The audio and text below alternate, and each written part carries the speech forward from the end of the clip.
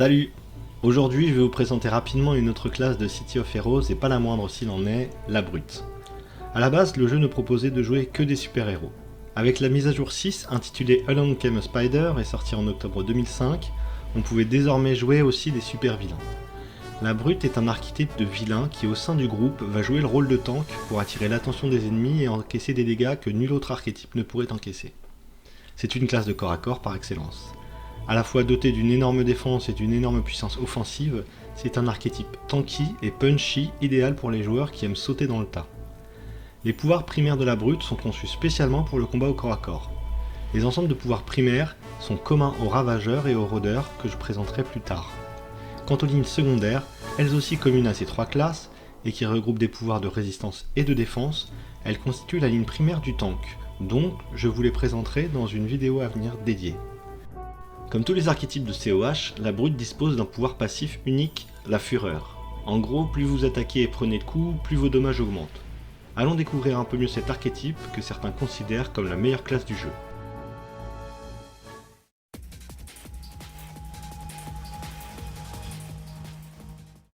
Battle Axe vous permet de manier une hache de combat et de maîtriser une variété de puissantes attaques meurtrières. Vous disposez d'une arme lente, mais puissante, qui a tendance à envoyer les ennemis voler. Cette arme massive a un bonus aux chances de toucher. Avec l'épée large et la masse d'armes, la hache de bataille fait partie des 3 poules d'armes blanches à une main. Ce sont des lignes d'attaque très puissantes, surtout en mono-cible et à bas niveau. Cependant, Battle Axe dispose d'un effet secondaire peu déterminant en combat, je lui préférerais donc les deux autres poules.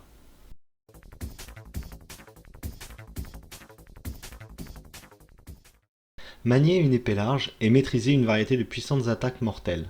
Plus lent qu'une arme katana, le poids de l'épée large frappe avec plus de force et de dégâts. L'épée large peut réduire la défense d'un ennemi, permettant à d'autres attaques de passer de façon plus fiable. L'épée large est une puissante arme de mêlée qui a un bonus à la précision. Quoi de mieux qu'une grosse épée bien large pour fracasser des crânes ou éviscérer les pauvres andouilles qui se mettent en travers de son chemin. Avec son debuff défense, cette arme blanche à une main reste un choix solide.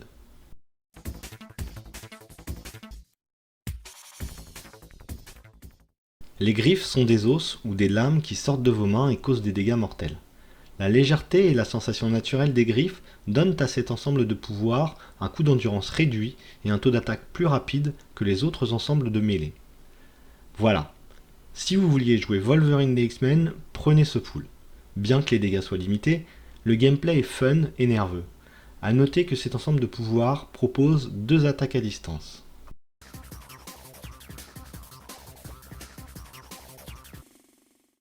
Dark Melee vous permet de concentrer les pouvoirs de l'outre-monde pour vaincre vos ennemis. L'effet drainant de la plupart de ces pouvoirs peut réduire la précision de la cible. Disposant d'un panel d'attaque plutôt complet, de soins, de buffs et d'un debuff de précision, Mêlée Obscure est une valeur sûre des combattants au corps à corps.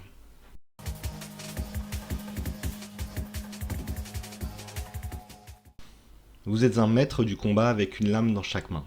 Votre précision et votre habileté avec les lames vous permettent de frapper de différentes manières pour vous permettre de vous adapter au combat.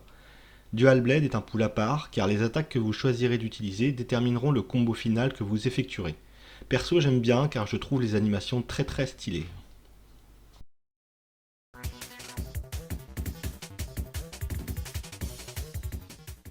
L'électricité traverse votre corps et vous canalisez cette électricité à travers vos poings.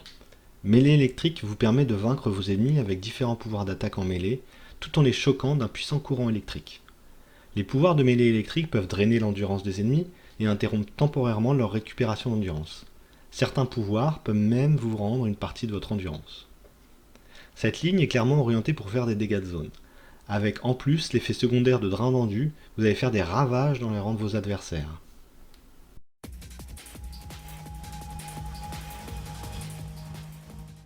Vous pouvez utiliser énergie mêlée pour alimenter vos coups avec de l'énergie pure. Ces attaques puissantes et ciblées peuvent souvent désorienter les adversaires. Il s'agit d'une ligne de pouvoir exagérément puissante. Nettement orientée mono-cible, la vie de vos adversaires les plus puissants va fondre comme neige au soleil. À jouer aussi bien en PvE qu'en PvP.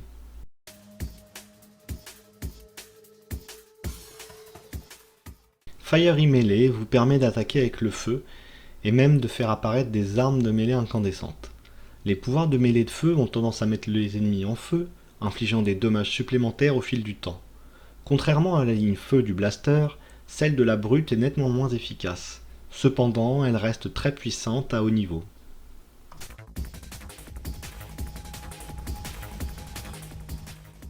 Ice Melee permet aux joueurs d'utiliser des attaques de givre et même de créer des armes de mêlée gelée. Les pouvoirs de mêlée de glace sont connus pour leur capacité à ralentir un adversaire. Le choix de cette ligne se fera en fonction de votre profil. Si vous souhaitez jouer un rôle de tank à part entière, les capacités de contrôle de Ice Melee sont un excellent choix. Sinon, passez votre chemin.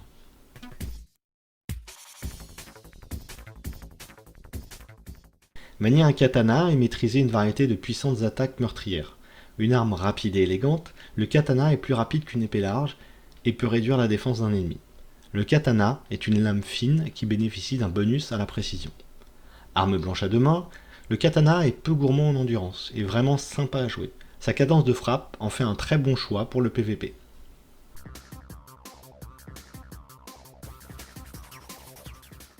Kinetic Melee présente un mélange d'attaques légères rapides et d'attaques lourdes très lentes. Toutes les attaques dans cet ensemble peuvent réduire les dégâts des ennemis touchés. Pour moi, c'est un pool moyen. D'un côté, vous portez des attaques lentes et qui projettent les ennemis, ce qu'on cherche à éviter quand on est corps à corps. D'un autre, vous infligez des attaques à distance et des dégâts énergétiques. Testez-la et faites-vous votre propre avis.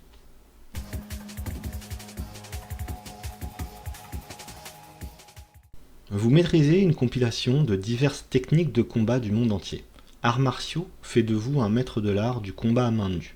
Les attaques de ce pool bénéficient d'une très grande précision. Cet ensemble bénéficie de nombreux effets secondaires. Avec une seule attaque de zone, il est à réserver de préférence au PVP.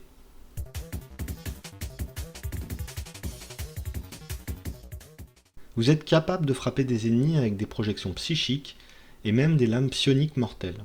Psionic Melee offre un excellent contrôle de foule en dominant l'esprit de vos victimes. Vos attaques psioniques déclenchent l'effet Insight pendant lequel vos attaques causent des dommages psioniques supplémentaires au fil du temps et vos pouvoirs balayage de l'âme, Boggle et Psy deviennent plus puissants. Melee psionique est la seule ligne de pouvoir infligeant des dégâts psioniques, qui sont ceux parmi les moins résistés. Tout comme la ligne arts martiaux, il s'agit d'un pool extrêmement efficace en PvP.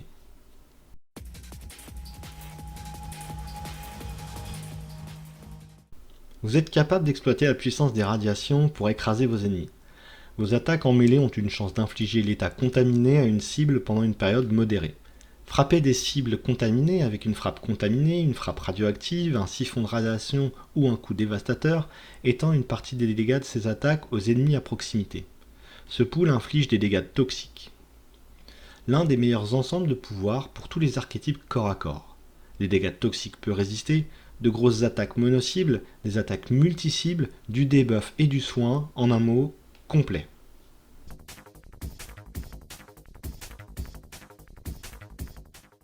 Déchirez vos ennemis avec des attaques animales mortelles qui infligent principalement des dommages létaux et causent des dommages supplémentaires au fil du temps. La plupart des attaques vous accordent un petit buff de dommages et de réduction de coûts d'endurance.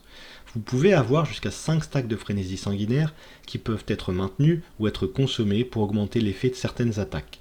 Une fois consommés, les cumuls de frénésie sanguinaire, vous êtes épuisé et vous ne pouvez récupérer de frénésie sanguinaire pendant un moment. Ce pool est à la fois fun et limité. Les attaques sont dynamiques, vous disposez de beaucoup d'AOE et grâce à Savage Leap, vous profitez d'une très grande mobilité. Cependant, les dommages létaux sur la durée manquent cruellement d'efficacité.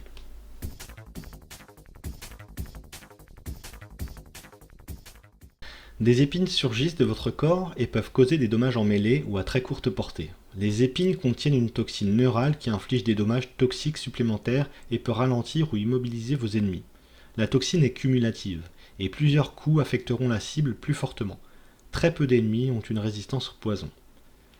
Les épines, c'est pas très esthétique, faut bien l'avouer, mais qu'est-ce que c'est efficace? Sans conteste la meilleure ligne de pouvoir multi-cible, associant de nombreuses attaques de zone, des dégâts toxiques et moult debuffs.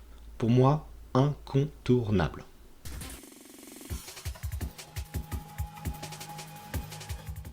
Vous maîtrisez l'art du combat au bâton, vous permettant de frapper vos ennemis dans une large zone.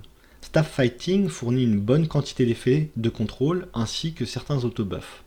En sélectionnant le bon pouvoir de maîtrise, vous aurez accès à des techniques qui renforceront vos attaques et vous bénéficierez de buffs qui se cumuleront pendant le combat.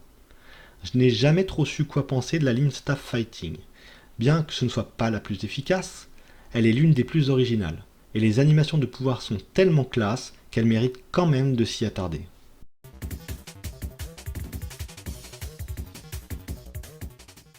Vous pouvez utiliser les pouvoirs de la terre et de la pierre pour combattre vos ennemis. Stone Melee vous permet de frapper avec des points de pierre, invoquer des armes de terre et même provoquer des séismes. À part pour du roleplay ou par curiosité, je vois pas pourquoi jouer cette ligne en fait. Que ce soit la nature des dégâts ou les effets secondaires, d'autres lignes font largement mieux le travail.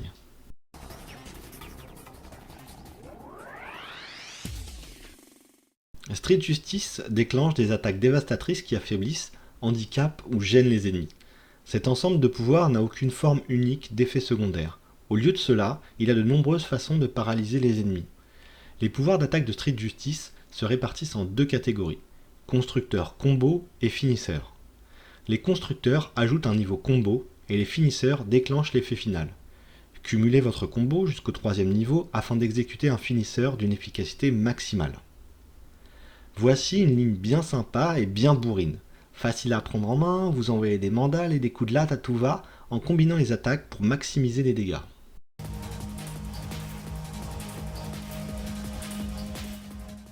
Super Force vous confère des pouvoirs de combat issus de votre propre force physique surhumaine. Les attaques de Super Force ont tendance à renverser les ennemis. Voilà une définition simple pour un ensemble de pouvoirs simples. Simple mais ô combien efficace. Une seule AOE mais terriblement dévastatrice, des attaques mono tout aussi meurtrières et une amplification quasi permanente font de ce pool l'un des tout meilleurs.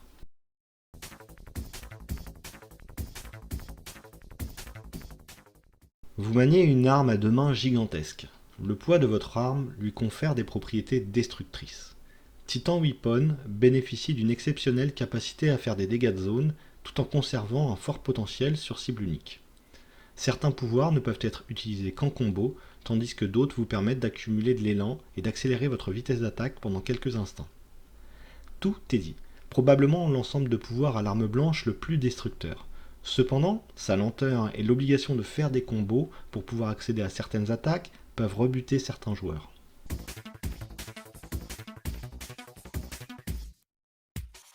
Vous pouvez manier une masse d'armes et vous maîtriser une variété de puissantes attaques. Le poids de votre masse lui confère une bonne vitesse d'attaque ainsi de bonnes capacités de désorientation. L'équilibre de cette arme lui donne un bonus aux chances de toucher. Masse d'armes est le 3e et dernier ensemble de pouvoirs d'armes blanches à une main. Moins efficace que l'épée large mais plus puissant que la hache de bataille, ce pool reste un choix excellent. Voilà pour les attaques primaires de la brute. Comme dans la vidéo précédente pour le blaster, vous voyez que les possibilités de création sont tellement nombreuses que vous pouvez créer un avatar totalement unique et orienté vers le gameplay de votre choix. Je vous le disais au début de la vidéo, les pouvoirs secondaires de la brute sont des pouvoirs défensifs, mais comme ils constituent les pouvoirs primaires du tank, je vous les présenterai dans une prochaine vidéo. N'oubliez pas que dans cette vidéo, je n'exprime qu'un avis personnel sur le niveau des différents pools de pouvoirs. Aussi, même si je n'ai pas été très tendre avec une ligne qui vous intéresse, n'hésitez pas à la tester et faites-moi part de vos retours en commentaire. C'est tout pour aujourd'hui. La prochaine fois, je vous présenterai la classe qui a fait l'originalité de City of Heroes, le contrôleur. En attendant, amusez-vous bien. A plus.